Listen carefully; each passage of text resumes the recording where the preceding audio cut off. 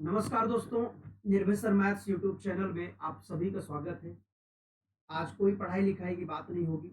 आज एक good news भी है, बट गुड न्यूज के साथ साथ जिस तरीके से कट ऑफ गया है, तो कुछ बच्चों के लिए बैड न्यूज भी है। दोस्तों, जीवन में अगर हम किसी भी युद्ध में खड़े होते हैं, किसी भी कंपटीशन में हम खड़े होते हैं, तो या तो हम जीतेंगे या फिर हम हारेंगे। लेकिन कई बार हारना इतना दुखद हो जाता है, हम बिल्कुल आखिरी में आकर के हार जाते हैं। वो जो हारना होता है बहुत ही तकलीफदायक होता है, और उस हार में मैं समझ सकता हूँ कि बहुत ही तकलीफ होती है, लेकिन फिर भी हौसला बनाए रखना ही इस जीवन का लक्ष्य है। और हमारा जो सबसे मेन कर्तव्य है, इंसान को हर क्षण में हौसला बनाए रखना ही बहुत जरूरी है। एग्जाम से ज्यादा महत्वपूर्ण है हमारा जीवन, हमारा लाइफ। अगर हमारी लाइफ हमारे पास में है, हमारे पेरेंट्स खुश है, और हम इस लाइफ को देख पा रहे हैं, हम दुनिया को देख पा रहे हैं, हम समझ पा रहे हैं कि आगे करना क्या है। अगर हम रहे ही नहीं, तो फिर करना ना करना ये डिसीजन, सब कुछ खत्म कहानी।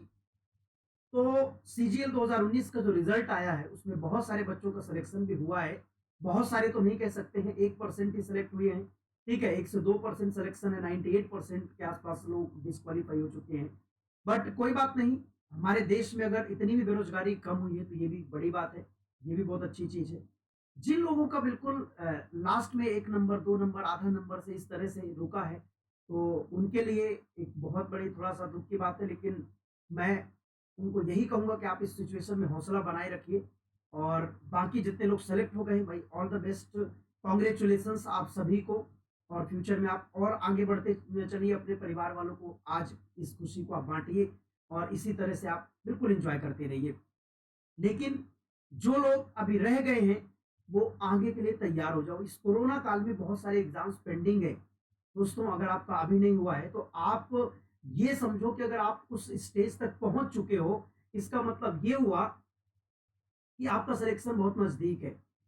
और सिलेक्शन ना होना कई बार इस बात को भी दर्शाता है, इस बात को भी शो करता है कि कहीं ना कहीं थोड़ा बहुत कुछ कमी रह गई है ना। आप सभी लोग जानते हैं, एक आप लाइन भी सुनते होंगे कि असफलता एक चुनौती है, इसे स्वीकार करो। ठीक है, कहाँ कमी रह गई है उसे देखो और सुधार करो। ये बिल्कुल बहुत ही फैक्ट वाली बात है। ये बात भी मानता हूँ कि कभी कभी ज्ञान देना आसान होता है, लेकिन जिसके साथ बीतती है, उस तकलीफ को समझना भी थोड़ा सा मुश्किल होता है। लेकिन बेटा, अगर मैं आज ये बात बोल रहा हूँ, तो मैंने भी वो तकलीफें देखी हैं। और हम लोग भी जानते हैं, हम लोग यहाँ तक अगर थोड़ा बहुत, अगर हम आपको पढ़ा पा रहे हैं, कुछ आपके लिए थोड़ा बहुत कर पा रहे हैं, तो हमने भी मेहनत ज़रूर किया होगा। तो आप कभी भी किसी भी वक़्त में, किसी भी सिचुएशन में हौसला ना हारें।